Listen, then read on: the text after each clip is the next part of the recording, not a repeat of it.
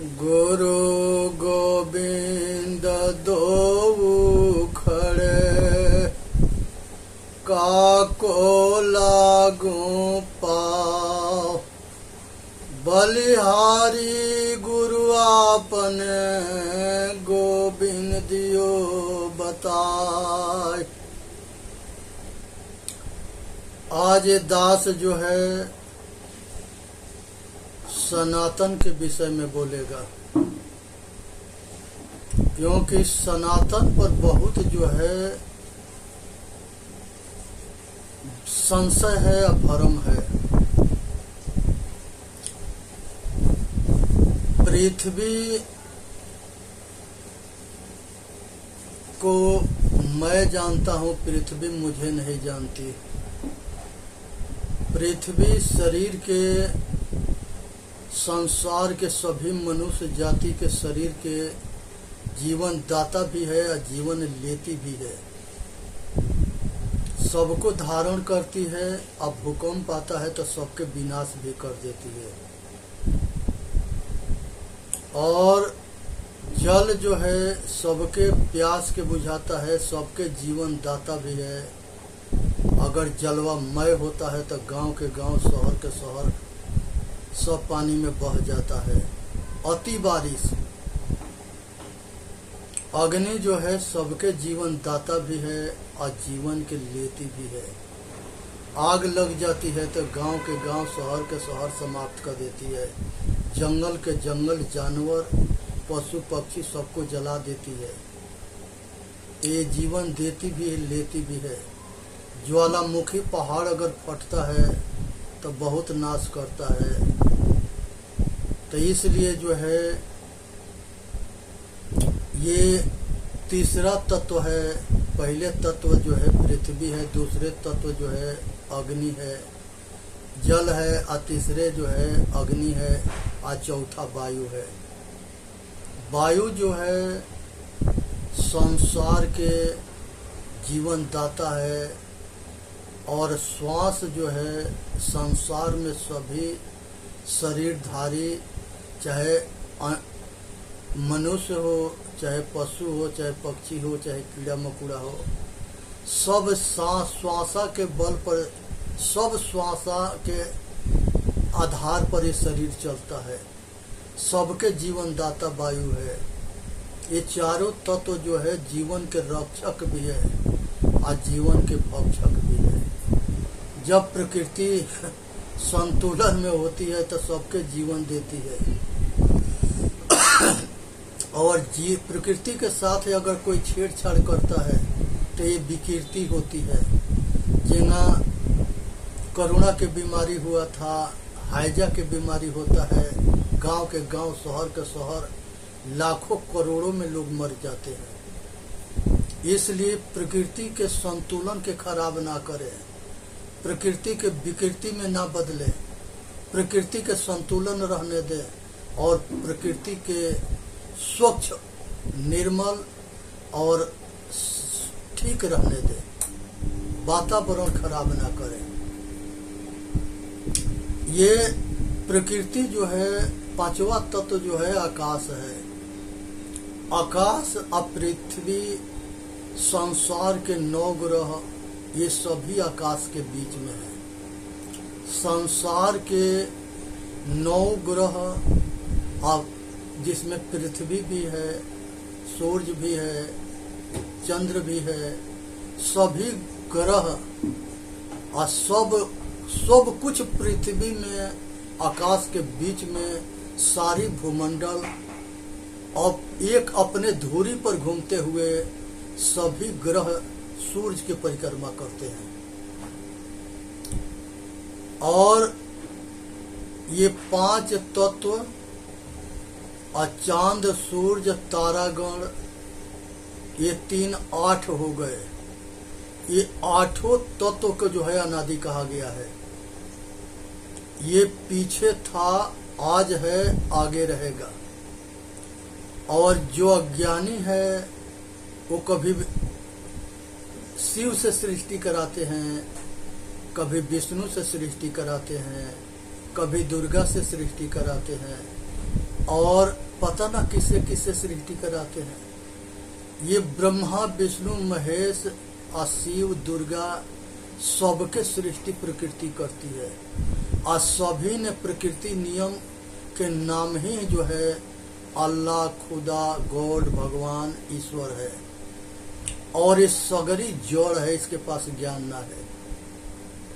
कर्म फल भोग प्रकृति देती है, और जन्म मरण के चक्कर भी जो है बाल, कुमार, जवानी और बुढ़ापा, ये प्रकृति नियम के अनुसार बदलता है। संसार के अंदर जो कुछ मिलता है वो छूटता है, जो बनता है वो बिगड़ता है। ये संसार के अंदर जो जन्म लेता है वो मरता है, जो बनता है वो बिगड़ता है, जो मिलता है वो छूटता है। ये संसार में सभी क्रिया प्रकृति के द्वारा होता है, और प्रकृति जो है वन, नदी, समुद्र, संसार के जितने दिखाई देने वाला पदार्थ है सबके रचना ही प्रकृति करती है। इसलिए प्रकृति बहुत बड़ी शक्ति है, और प्रकृति के समझ यही अनादि है।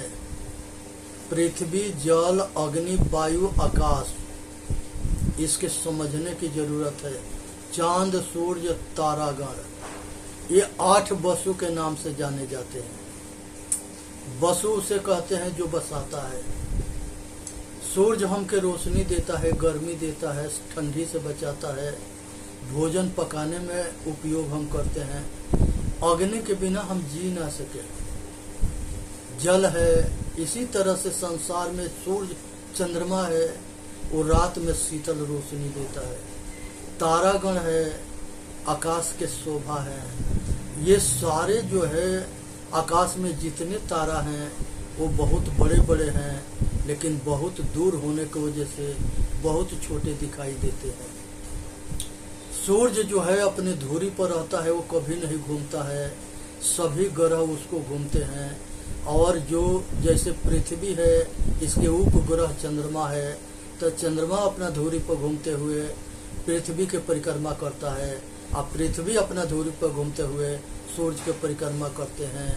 और सूर्य, चांद और पृथ्वी के बीच में सूर्य आता है तो सूर्य ग्रहण लगता है, और चांद और पृथ्वी के बीच में, सूर्य और पृथ्वी के बीच में चांद आ जाता है तो चंद्र ग्रहण लगता है। ये किस राहु केतु कोई ना है जो किसी को ग्रसता है। ये जो है कहानी पुराणों की है और मना मनोवल बात है। तो ये तो 8 वसु की कहानी हो गया। दूसरा जो है ये 8 देवता के नाम से जाने जाते हैं, ये 8 जोड़ है। अब 8 देवता और हैं जिसके नाम जो है, जब ये चेतन आत्मा माता के गर्भ से शरीर को धारण करता है तो इसके धारण करने के बाद से ये बच्चा जब पैदा होता है तो पैदा होने के बाद जो है वो सबसे पहले अपने माँ को जानता है। उसके बाद माँ बताती है पिता के, तब पिता के जानता है। माता पिता दोनों परिवार के बताते हैं तो ये परिवार को जानता है। और उसके बाद जब थोड़ा बड़ा होता है तो रिश्तेदारों के जानता है, समाज के जानता है, अच्छे बुरे के जानता है। तब उसके अंदर एक शक्ति पैदा होती है जिस शक्ति के नाम है इच्छा। जब इच्छा प्रकट होती है तो इच्छा के नाम आद्या है, ये अनादि है, ये अनादि देवी है। और उसके मन प्रकट होता है, मन के नाम काल निरंजन है। इच्छा और मन ये दोनों प्रकट होते हैं वो बच्चे के अंदर। और संसार में सभी अपने मन मुताबिक सब कुछ चाहते हैं, तब जाके वो प्रसन्न होंगे। और मन मुताबिक नहीं मिलेगा तब प्रसन्न नहीं होंगे। उसके बाद इच्छा भी जो है प्रबल शक्ति है, इच्छा प्रकट होती है। अगर इच्छा के अनुसार सब कुछ होता है तो सुख की अनुभूति करता है, इच्छा के अनुसार अगर नहीं होता है तो ये दुख की अनुभूति होता है। ये दोनों से तीन शक्ति के पैदाइश होता है, प्रकट होते हैं। एक सतोगुण, रजोगुण और तमोगुण। सतोगुण के नाम में जो है सतगुरु कबीर साहब कहते हैं, रजोगुण ब्रह्मा सतोगुण हरि तमोगुण शंकर होई। रजोगुण ब्रह्मा है, सतोगुण विष्णु है, तमोगुण शंकर है। ये गुण है। ये गुण के नाम जो है हमारे ऋग वेद के ऋषि इसके रूपांतर करते हैं इच्छा के, मन के, सतोगुण, रजोगुण, तमोगुण के। आकार से आकार जो है रजोगुण ब्रह्मा को कहा गया है। उकार जो है विष्णु को कहा गया है और मकार जो है शिव को कहा गया है। तो ये ब्रह्मा हर मनुष्य जब शादी होता है और रज बीज से बेटा बेटी पैदा करता है तो वो रजोगुणी होता है। जब रजोगुणी होता है तो वो ब्रह्मपद है। चाहे संसार में कोई हो, पशु हो, पक्षी हो, कीड़ा मकोड़ा हो, संसार में सभी अपने जाति के जो है जन्मदाता सृष्टिकर्ता होता है। पशु पशु के जन्म देता है, पक्षी पक्षी के जन्म देता है, कीड़ा मकोड़ा के जन्म देता है और मनुष्य मनुष्य के जन्म देता है। तो ये ब्रह्मपद है जब सृष्टि करता है रज बीज से नर नारी। और जब वही नर नारी बेटा बेटी पैदा करके उसको पालन पोषण, खिलाना पिलाना, कपड़ा पहनाना, स्कूल में पढ़ाना, परवस्ती जब करने लगता है, पालन करने लगता है, तो ये जो है सतोगुण है। ये विष्णु पद है। संसार में सभी नर नारी जब बेटा बेटी के परवस्ती करता है तो वो विष्णु पद होता है, वो विष्णु पद पर होता है। और जब तमोगुण होता है तो तमोगुण में जो है अहंकार प्रकट होता है, पैदा होता है। और अहंकार के शक्ति ऐसे होती है जिस शक्ति से वो उसका सर्वनाश हो जाता है। इसीलिए इसको शिव नाम दिया गया कि वो शिव संहारकारी है, संहार करते हैं। और धन के नाम लक्ष्मी है, बल के नाम सरस्वती है, और विद्या के नाम सरस्वती है, धन के नाम लक्ष्मी है, और बल के नाम दुर्गा है, शक्ति। तो जब मनुष्य सृष्टि करता है तो उस समय उसको विद्या की जरूरत है। अगर उसके बुद्धि होगा तो सही संतान पैदा करेगा, अब बुद्धिहीन होगा तब संतान बुद्धिहीन हो जाएगा, अब बुद्धिमान होगा तो बुद्धिमान होगा। जैसे शरीर के तंदुरुस्त बनाएगा, बलवान बनाएगा, वैसे ही बच्चे हो गए माता पिता के जैसे। जैसे राम हुए, कृष्ण हुए, इनकी माता पिता जैसे थे, राणा प्रताप हुए, शिवाजी थे, ये उनके माता पिता की महानता से पुत्र महान हुए। अगर बुद्धिहीन होगा तो बुद्धिहीन पैदा करेगा, निर्बल कमजोर पैदा करेगा। पालन पोषण और शिक्षा दीक्षा अगर प्रबल संस्कारी होगा तो महान पुत्र पैदा होगा, पुत्री पैदा होगी। अगर महान पुरुष होगा, महान पुत्रियां शक्तिशाली होगी और पुत्र शक्तिशाली होंगे। और जब बुद्धिहीन होगा, तमोगुणी होगा, अहंकारी होगा, तो वो अपना भी नाश कर लेगा, दूसरे के भी नाश कर लेगा, बाप मातारी के भी, कुल के नाम के सब डुबा देगा। जैसे कंस था, उग्रसेन के बंदी बना के राजा बना था, और वो जो है उग्रसेन के जो है नाम के कलंकित कर दिया। दुर्योधन था, युधिष्ठिर के, धृतराष्ट्र के भी नाम के जो है डुबा दिया, कलंकित कर दिया, क्योंकि जो है बाप के भी छाप बेटा पर पड़ा। तो इसलिए संस्कार जो है अच्छा होना चाहिए। हमारे गुरुकुल जब चलते थे तो हमारे गुरुकुल में शिक्षा संस्कार दोनों बराबर दिया जाता था। जब इस्लामीकरण हुआ, मुगल आए, ये देश गुलाम हुआ, अंग्रेज आए, कम्युनिस्ट आए, तो ये गुरुकुल के नाश कर दिए और गुलामी प्रथा के शिक्षा बनाया गया, गुलामी प्रथा के कानून बनाया गया। भीमराव अंबेडकर के मोहर मरवाया गया। भीमराव अंबेडकर अपना ही किताब में लिखते हैं कि अगर हमारा चले तो इस संविधान के हम आग लगा के फूंक देंगे, और वो मनुस्मृति के आग लगा के फूंक भी दिए थे। आज इस समझने की जरूरत है। बुद्ध भगवान कहते हैं कि मनुष्य जाति के हित में कहीं लिखा है और किसी ने कहा है तो उसे मान लेनी है, और कहीं लिखा है और किसी ने कहा है और नहीं मनुष्य जाति के अहित में है तो नहीं माननी है। आज संसार में जातिवाद और मजहबवाद के नीच ऊंच के दीवार बड़ा प्रबल हो गया है। आज सभी मिल करके इस पर चोट मारनी है। और कोई नेता, धर्म नेता होके, राजनेता होके अगर जाति में बांटता है और धर्म में बांटता है तो उसके बात के नहीं माननी है। अपना विवेक का विचार दो आंख से निर्णय करके असत्य के माननी है, असत्य के छोड़नी है। सतगुरु कबीर साहब कहते हैं, करहु विवेक सब दुख जाई। जो विवेक करता है, विचार करता है, उसके दुख से मुक्त होता है। और सतगुरु आगे ये भी कहते हैं, विवेक करे सो बेटा हमारा, कथनी करे सो नाती, रहनी रहे सो गुरु हमारा, हम रहनी के साथी। मनुष्य के चरित्र के जो है आचरणशीलता के महानता है।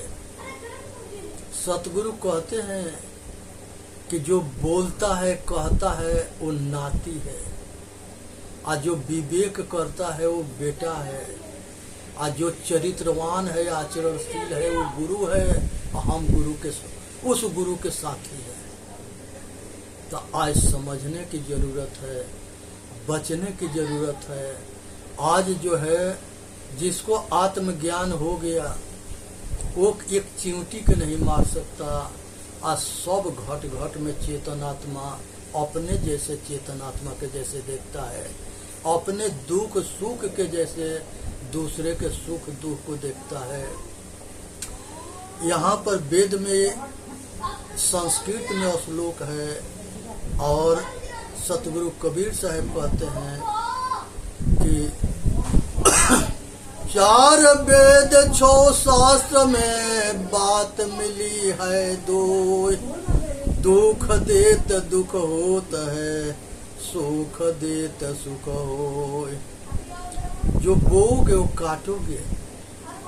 कृष्ण भगवान गीता में कहते हैं कि हे अर्जुन, संसार के अंदर जो है जिसके आशित तो नहीं है वो कभी हो नहीं सकता, और जिसके आशित तो नहीं है वो उसका आशित तो कभी मिट नहीं सकता। ये 8 वसु है और ये 8 16 देवता है। तो धन के धन, बल और विद्या, ये 3 देवियों के ब्रह्मा रजोगुण, सतोगुण, तमोगुण से जोड़ा गया। तो ब्रह्मा विष्णु महेश, धन, बल और विद्या, ये सब शरीर के देवता है। 8 वसु से शरीर बना, 8 के जो है सहयोग है हमारे जीवन में। और एक मन, इच्छा, सतोगुण, रजोगुण, तमोगुण, धन, बल और विद्या, ये 8 होते हैं। तो ये इधर 8 देवता हो गए और इधर 8 वसु हो गई, ये 16 हो गए। और 16 देवता जो है ये ज्ञान के द्वारा समझा जाता है। हमारे ऋषियों इसको रूपांतर इसलिए रूपांतर किया था कि मनुष्य इस गुण को जान जाए, धन बल विद्या के जान जाए, इसके सदुपयोग करे, दुरुपयोग ना करे, इसलिए जोड़ा गया था। आज समय आ गया है कि समझ विचार करके अंधविश्वास से ऊपर उठनी है। संसार में कहीं देवी देवता कोई ना है और संसार में कहीं भूत प्रेत जादू टोना ना है। सब मनुष्य के बनाया हुआ है और सब मनुष्य के जो है धंधा है, ठेकेदारी है, व्यापार है। ये भागवत करने वाले ये धूर्त गुरु कभी नहीं चाहते हैं कि मानव जाति आत्मज्ञानी बने। ये सरकार भी नहीं चाहती है, इसलिए कि बुद्धिमान अगर लोग हो जाएंगे तो ये सब धंधा बंद हो जाएगा और सतयुग आ जाएगा। ये न सतयुग के शुरुआत हो गया है, जन्म हो गया है। अब आगे जो है जितने जल्दी जो है अंधविश्वास और पाखंड जल के समाप्त हो जाएगा तो सतयुग के राज हो जाएगा। सतयुग के मतलब कि आत्मज्ञानी के जनसंख्या 100% हो जाना और मूर्खों के या ज्ञानियों के, पाखंडियों के, अंधविश्वासी के जनसंख्या 0 हो जाना। अब यहाँ पर समझने की ये भी विचार है कि किस यहाँ पर संसार के कहते हैं कि हमारा खुदा के दिया हुआ कुरान है। अरे खुदा जो है, ये खुदा जो है वो इंसान था। इसी तरह से भगवान, संसार में 24 भगवान हुए, सब मनुष्य थे, इंसान थे। राम कहीं न कहे हैं कि हम भगवान हैं, कृष्ण कहीं न कहे हैं कि हम भगवान हैं, बुद्ध कहीं न कहे हैं कि हम भगवान हैं, परशुराम कहीं न कहे हैं कि हम भगवान हैं, कपिल कहीं न कहे हैं कि हम भगवान हैं, और संसार में 24 भगवान कहीं न कहे हैं कि हम भगवान हैं। वो सभी अपने महतारी बाप से पैदा हुए। ब्रह्मा विष्णु महेश, राम कृष्ण बुद्ध, 24 भगवान अपने बाप महतारी से पैदा हुए और सभी जो है मर चुके हैं। और उसके मरने पर जो है अज्ञानियों ने धंधा बना करके अंधविश्वास और पाखंड के डंका बजा करके इसी को सनातन कहना शुरू कर दिए। इसके पहले जो हम बताए थे कि पृथ्वी, जल, अग्नि, वायु, आकाश, चांद, सूर्य, तारागण, ये 8 वसु अनादि है। उसके बाद बताए थे कि शरीर, चेतन आत्मा, अशरीर, मन,